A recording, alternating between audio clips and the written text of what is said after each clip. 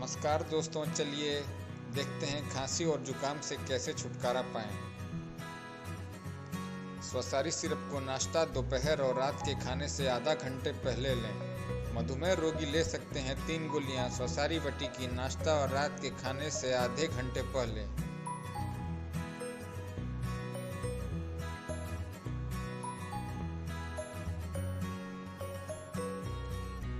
अनु तेल को नाश्ते से 1 घंटे पहले 4 बूंदें नाक में डालें। इम्यूनोचार्ज को नाश्ते और खाने के आधे घंटे बाद 2 कैप्सूल लें। अगर आपको यह वीडियो पसंद आया है तो कृपया इसे शेयर करें और अधिक अपडेट के लिए इस चैनल को सब्सक्राइब करना न भूलें।